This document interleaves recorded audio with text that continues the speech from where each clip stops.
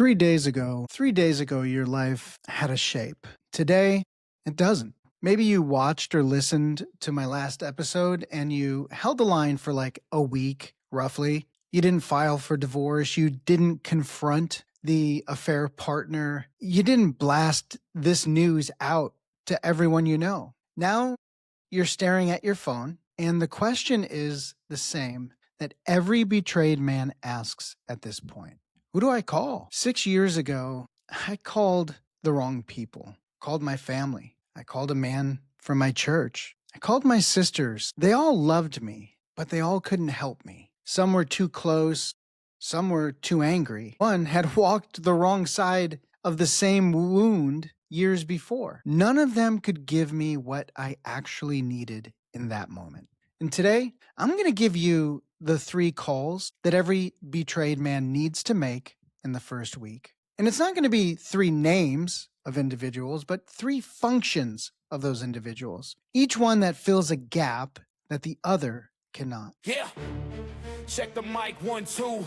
This ain't a whisper, this a roar coming through. They try to bury us, but the seed just grew. Now the concrete cracks and the truth breaks through. They told you it was over, said you never survive. But the dead man walking is fully alive. No one is coming to save you, so sharpen the knife. Turn up the podcast, welcome to the Brilliant Life. You're listening to the Brilliant Life podcast. Real help for men rebuilding after betrayal, divorce, and narcissistic abuse. I'm Mike Moulton. Let's get to work. Most men in a crisis, they pretty much call the same people. It's usually their default contacts, and the names are probably already at the top of their phone. Those calls, they probably feel right. In any other crisis, those are the right people to call. But betrayal is different. Betrayal needs 3 specific functions in the first week, and most of your default contacts probably can't fill those. Let me show you what they are. Your first call is a man. One of the first calls is a function that comes from the standpoint of a man who has personally been betrayed by his intimate partner. Not someone who has counseled couples, not someone who has read a bunch of books about it, but someone who has lived experience from the same side of the wound that you have. Gentlemen, it doesn't matter if his marriage stayed together. It doesn't matter if the marriage ended. What ultimately matters is that he understands your situation. And he knows the permanency of that situation that you're feeling right now. And I want to key in on that word permanency, because what you might be feeling right now, that is something that just happened, and it's something that can never be taken back. The marriage you had 3 years ago, it can't return exactly the way it was. It doesn't mean that your marriage can't survive. It simply means the marriage that you're going to have, if you're going to stay, it's going to be different. It's not going to be one with a fixed problem. It's actually going to be a whole different one. In most people in your life, they can't sit with the truth of your situation because a lot of them will just want to fix it. But the person who has lived experience, he doesn't do that. He says, I know, I felt that. Here's what's true about where you are. And what this man can provide are 3 things. First, he names the multiple paths forward. Look, there aren't just 2 options. There's leaving, there's separating to gain clarity. There's tactical cohabitation, which is staying in the house, but operating with 0 false intimacy and full operational independence while you assess. And this man will help you see the plethora of options in front of you and not a false binary. Second, he validates the anger without weaponizing it. He doesn't tell you to forgive yet. He doesn't tell you to leave. He sits with you in the rage without trying to talk you out of it or to fuel it into a decision that you'll regret. And third, he doesn't use scripture as a weapon. If he's a man of faith, his faith shows up as a grounding and not a weaponization. He doesn't quote Hosea and try to tell you God expects you to stay. Now, early on, I got the first wrong counsel. I was sent to someone who had been through betrayal personally. It was the right category, but he was on the wrong side of the wound. He was the cheater in the marriage, not the betrayed partner. His marriage had survived. So his lens was, you know what? We worked it out, but it was from a cheater's perspective. And for me, that's not clarity. That's a redemptive narrative being projected onto a man who actually needs ground truth. I needed someone who could acknowledge that survival isn't the only good outcome and who knew the situation from my side of the tracks. So I encourage you, avoid the cheater, avoid victory narratives at this point, avoid people with a cursory understanding. You want someone who's been on your side of this wound. Now, there's a second call that you need to make. Your second call is to a professional who can give you clarity on your future without pastoral neutrality toward both spouses. This is the call I didn't make for far too long. The first 30 days, during that time, I was making decisions without any understanding of what clarity looked like. My pastor, he had to be neutral. My friends, they were too close. And my family, a bit emotional. By the time the lawyer and financial consultant entered into my life, the most important decisions had already been made.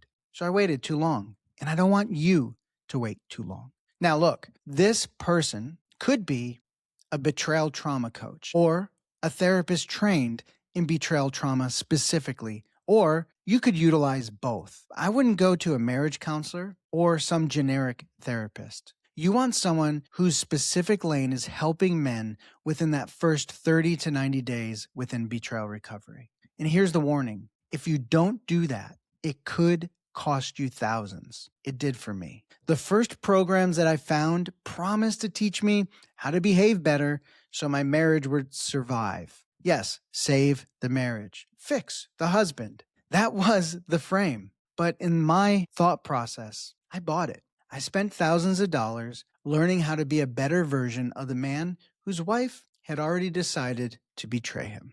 Look, that money, honestly, it's just gone. And the clarity I needed wasn't, how do I behave better? It was, what are my actual options? What are the legal and financial implications? And how do I think more clearly to choose the best way forward so I don't regret things 6 months from now? That's what the tactical professional can do for you.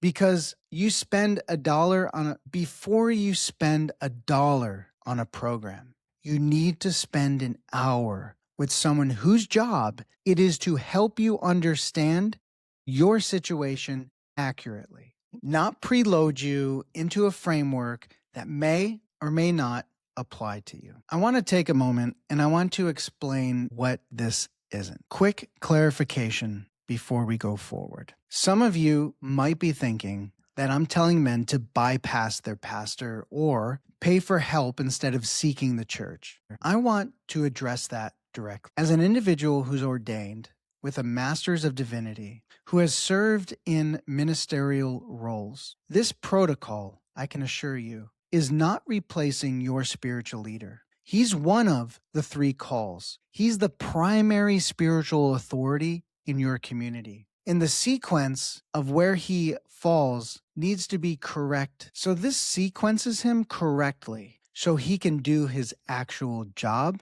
and help you in your worst moment. So what I'm not doing is creating dependency. Coaching is a scaffolding. Most men work with coaches for 30 to 90 days. Then the scaffolding, it comes down. So this isn't exploiting men financially. The question isn't whether to pay for help. The question is whether the help fits your situation. The man who tells you no good thing should ever cost money is selling you something that he doesn't have. There are 3 calls that you need to make and 3 functional areas that those individuals meet. And the pastor is one of them, but he's not the only one. Now, call 3 is to your spiritual leader. And I want you to note, these can be in any order. They don't have to be specifically in this order. But if you're in a community of faith, your spiritual leader needs to be one of the first 3 calls.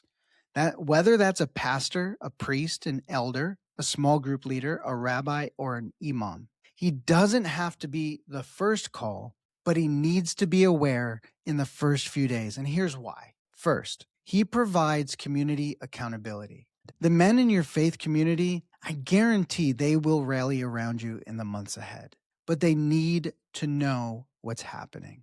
Your spiritual leader is the gateway to that community. Second, he provides you with theological grounding. There's going to be a moment, probably in the next week or two, when you start asking the big questions. Where was God in this? Did God allow this? Is forgiveness even possible? Is reconciliation required? Your spiritual leader will walk you through those questions. That's not for your coach. And third, he provides spiritual leadership for the long haul. Again, your coach is a scaffolding for 30 to 90 days, roughly, and your spiritual leader is in your life for the next 30 years if you let him be there. He's the long game. Now, there are two caveats. First, your spiritual leader is not the end-all be-all. Personally, you do have accountability before God that can't get outsourced to pastoral authority. Your spiritual life is your responsibility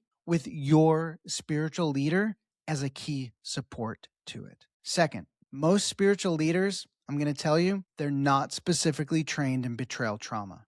They do, however, get training in pastoral care, but that is a broader and different type of training. He can be a shepherd for you through this. He can't really treat the trauma itself. That's why you need the lived, experienced individual and the tactical professional. Different functions, but all essential. Now, what do we do from here? Here's your move for tonight. I want you to get pen and paper again, like I did last week. Not your phone, but paper. And I want you to write 3 lines on that paper. And I want you on that paper to write next to each line. Now, what I want you to do on each line is write a name. And if you have someone in your life who can fill that function, put their name there. If you don't, write need to find. Take the 5 minutes. And by the time you finish, you'll know which functions you have covered and which ones you need to source this week. If you wrote need to find next to, let's say, call number 2, the tactical professional, that's where most men land.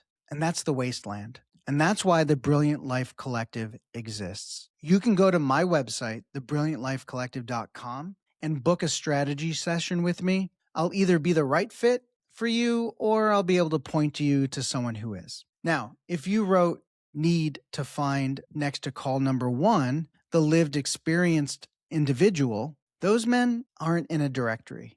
You find them by asking around in your community quietly. They exist, but you do have to look for them. So again, 3 calls, 3 different functions, and that 1 exercise tonight. That's your week. Okay. If you haven't heard my last 2 episodes, I want you to go back and I want you to listen to them in order. Because the first one explains why your brain feels like it's on fire. The next one, that gives you the decision freeze that protects your future. And this episode, it gives you the protocol for activating the right help. So, what are we going to cover next week? Next week is the test that most men fail in week 2. You're going to make those 3 calls. You're probably going to feel or start feeling a little bit better. And you're going to think you've got it all under control. And then something specific is going to happen that will make you want to undo every smart decision you've made in this first week. And it's not what you think. It's not her saying she's sorry. It's not finding new evidence. It's something else entirely. And it takes most men out. But that's for episode 4. Thanks for joining us on the Brilliant Life podcast. It's a pleasure to serve you each week. I love you, and I look forward to next week. Have a great week. Don't let them tell you your story's been spun. Your chapter's not closed, your battle's not done. Every scar's a lesson, every